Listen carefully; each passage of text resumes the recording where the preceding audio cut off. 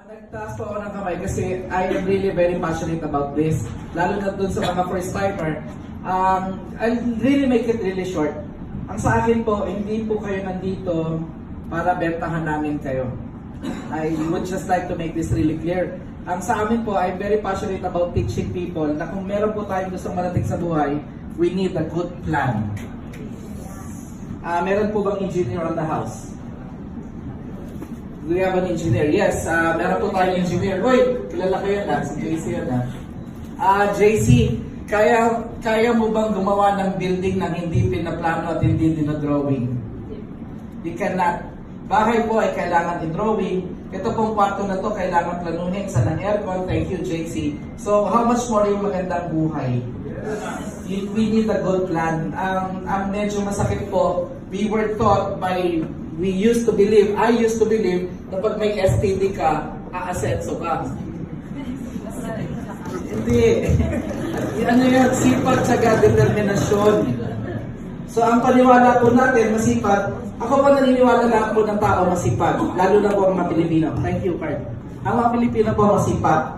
Ako po masipag din po ako.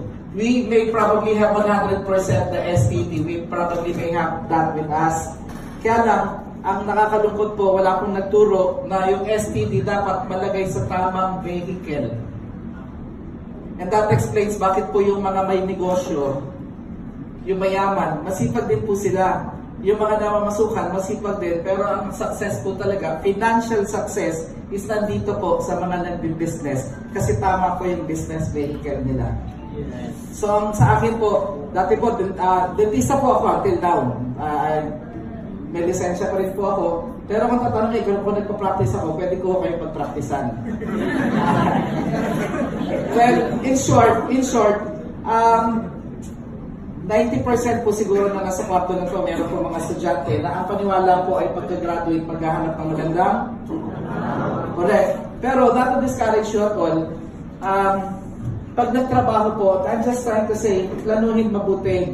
Kung gusto po natin magka-house and lot, na dapat magkaroon, kotse, pera, travel and all that, kailangan po maganda ang plano. Kaya lang medyo ang nakakalungkot po, kapag nagtrabaho na po, masipag, matyaga, determinado, let's all face the truth, na mahirap pong ipunin ng 10,000 pesos every month. Kapag namasukan.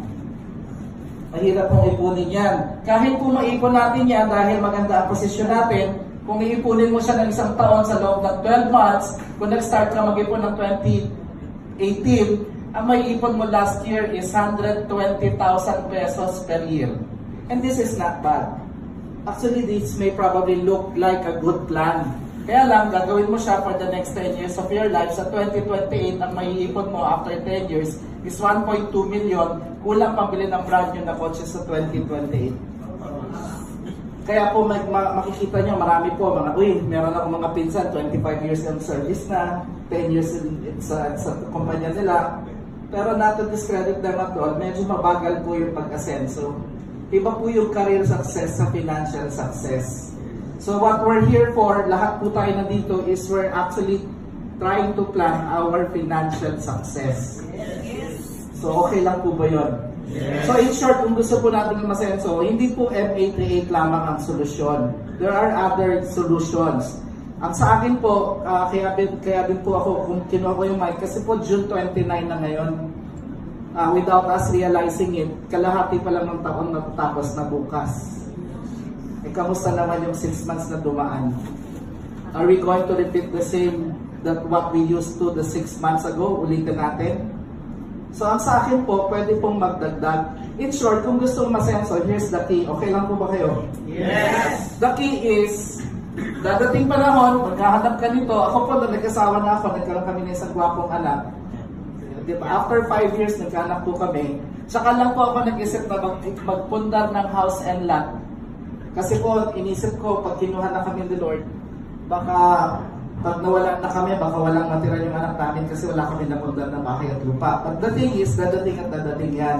At dadating ang panahon, there will be no escape. Sa loob ng kwarto na to, lahat po tayo maghahanap ng business na papasukin. Whether you like it or not. I'll prove it to you in a while. Ang tatay ko po, Vice President ng Cocobank. You may probably want to go abroad. Baka po maraming seafarers dito. I'm not saying you don't go.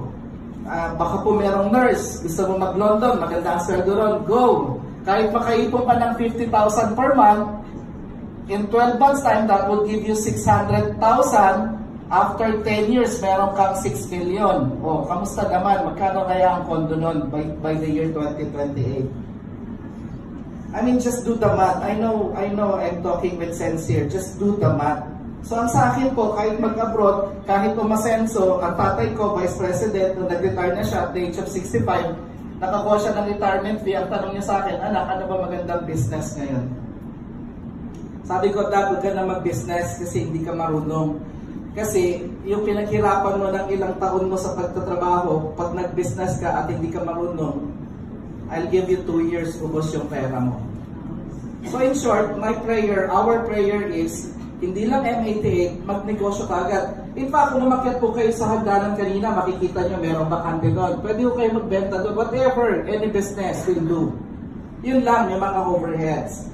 But you need to have that heart na dapat marunong kang mag-business. Ito po ang sikreto para kumita ng malaki. Mag-business. Can we all agree on this one? Yes. Meron pa mga nagsasabi, dapat mag-iipon lang ako, mag-business naman talaga ako eh. No. It's not just the money. Kasi kung pera ang issue, sige, bigyan kita ng pera ngayon. I can give you 5 million right here, right now. Bigyan kita ng 5 million. Pero kung hindi ka marunong mag-business, baka 2 years lang, ubos yung 5 million mo. So it's not really the money. Bear with me, ito po yun. Any business, kung ako po, dentista, kung ako papasok ako ng business, siguro ang gagawin ko, magtatayo ako hospital. Because andun sa linya ko, probably, ang gagawin ko, kukuha akong doktor, kukuha akong medtech, kukuha ako ng nurse, kukuha ako ng geologist, magtatrabaho sila lahat, at yayaman pa rin ako. Simple. Or probably, magtayo ka ng restaurant. Pag nagtayo ka ng restaurant, whatever your age is, kahit ano yung tsura mo, kahit ano background mo, pwede. Hindi tatanungin kung kaya mo sagutin yung 2x plus 3y over x minus 5, kaya kulong pa nila. Ang gulo nila eh, di ba? Sige, palakpakan natin. Simple lang po ito, simple lang. Come up with the business. The next thing you do, kumuha ka ng tao. Kumuha ka ng magaling na cook, magtatrabaho yung magaling na cook, ang yayaman ikaw. Kuha ka waitress, ang waitress mo, ang balda mula bewang, ang bewang lang din, di ba? Nagtrabaho, ang yayaman ikaw. Meron pa mga nakaupo dito sinasabi sa akin, dapat I don't know how to run a business, I don't know how to run a restaurant. Listen carefully. You know what you need to do? Kumuha ka ng business at business management graduate, sama na daw sa about logistics, product positioning, benchmarking. Maghanap ka na magaling, gawin mong manager. Maganda bihes, maganda titulo. Nahihirapan mag-ipon, ang yayaman ikaw. That's the truth of the matter. Sometimes it hurts, but the truth always sets us free. Kuha ka na accountant, yung accountant mo magbibilang ng pera, hindi naman kanya. Well, you can read a lot of books regarding this matter. But when you do this thing, pag ginawa mo na ito in actual, dito po nagkakaroon ng mga failures. Kasi dapat maganda ang management skills mo. Dapat maganda ugali mo kasi pag pangit ugali mo, lalayasan ka ng cook mo.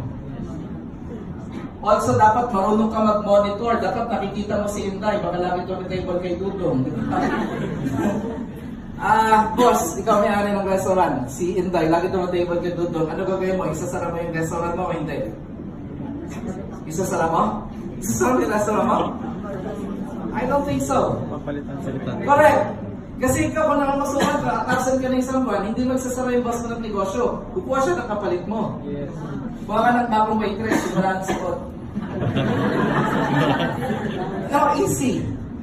Nag-gets nyo? But all this, mga kapatid, ito po ang tawag ko dito. This is your learning process. Pag na-master mo na to, ang magpapayaman sa'yo kapag may second branch ka na. Kapag may third branch ka na, kapag may fourth, fifth, and sixth, and it's going to be easier. Kasi isang tingin mo pa lang sa tao, alam mo na kung paano may ma-manage. Na-master mo na siya eh, kasi sikot. Alam mo na kung paano ka kukupitan ng tao, may all that. So basically, pagtayo ng business, kailangan maganda ang location ng restaurant mo or any business. Kung ang business mo ay Starbucks, you put it somewhere na medyo may mga pera ang tao. Kung ang business mo ay, nagigets nyo, Dapat marami kang stocks. Kung ang business mo ay KFC, dapat marami kang chicken. Kung ang business mo ay Jollibee, dapat marami kang chicken. Kung burger naman, dapat kung McDonald's, dapat marami kang burger. Nagigets nyo? Master nyo po ito. At sa akin lang po, if you don't have the money, the more that you need to come up with a scheme na magpapa-asenso sa atin. Now, ito tanong ko, sino po yung mga first timer ulit for the end time? Sorry po kung napapag... Yes, thank you for being honest. Yes, we have 3, 4. Ang daming first timers. Thank you.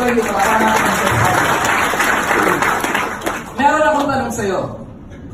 And sa first timers, boss, what if right here, right now, mag-o-offer kami sa'yo ng business na ang puhunan is less than 10,000 pesos, satisfying the requirement na maganda ang location. I believe ito pong pwesto natin is maganda, kadugtong ng MRT. Okay po ba yun? Yes. Pero magbi-business tayo, libre aircon mo, naglagay na kami ng cashier, pwede mong gamitin anytime. Yung kwarto namin, ito pong room na to, itong buong office is open ng 24 hours para sa iyo.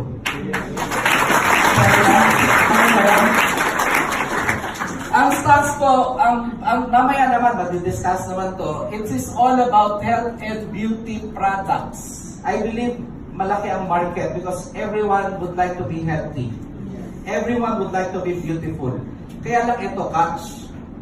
Kung ang negosyo mo ay burger, dapat marami kang stocks. Sa halagang less than 10,000, if you need 1 million, 10 million, or even 100 million worth of stocks, huwag mo lang problemahin. Meron kami kinuhang bodega, nandun ang stocks. Huwag ka na mamuhunan, pero pag kailangan mo, sabihin mo sa amin, ibibigay namin sa iyo. Okay ba yan? Third, requirements. So check to, check. Now, you may probably be thinking, teka muna, dapat wala ko oras. No. Kung ano naman mag-business, all you have to do is kumuha ng tao may oras. If you're not good at selling, that's very good. Because we're not getting you to be a salespeople here. Kuha ka ng tao magaling sa sales. Kung wala kang kakilala, kuha kang chismosa. So, are we satisfying the requirements in any business? Meron na kaming branches. Marami na kaming branches. In fact, mamaya madidiscuss, meron ka na rin international branch sa Dubai. But if you know how to run a business, all you have to do is get people from Dubai. Sila magtatrabaho para sa'yo kasi ikaw nagninegosyo. Is that good or very good? Very good. Sorry. Yes. Very good. Very, very good.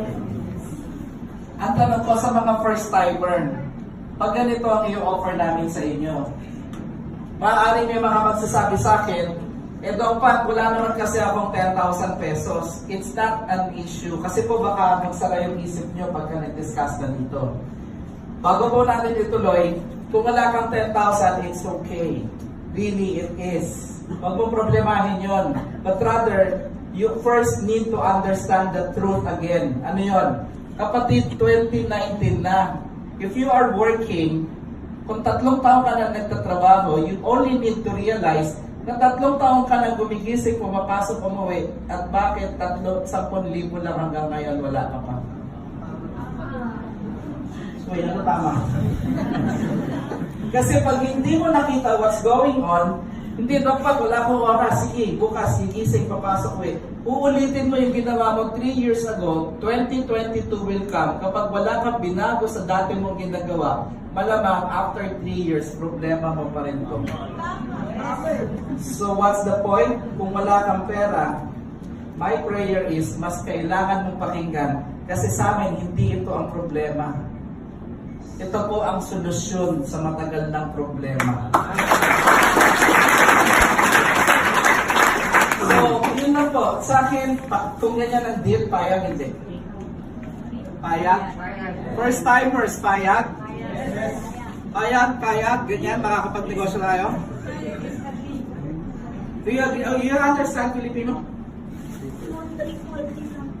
I'm sorry, I didn't know. I should have known. But anyway, if ever, I discuss it to you again in a while. Alright? You just have to bear with the speaker. Right? But what's your nationality, by the way? Malaysia. Yes.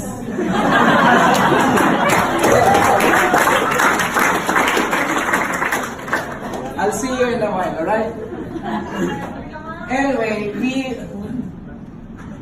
we would like to apologize. We didn't know. Should we have known? Dapat we should have spoken in English here, just for your own sake. I can understand, but because of I got it. And by the way, stay around. After this discussion, we're going to have a party to respect and support the LGBT.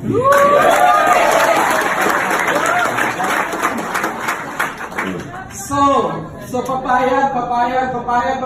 Tapos na po ang presentation. Palakpakan po natin ang first community. Bigyan ng application form. Don't worry, kung ano man yung kailangan matutunan, you will learn it along the way. Congratulations po. Maraming salamat. Ibabalik na po yung mic kay Card. This is Card.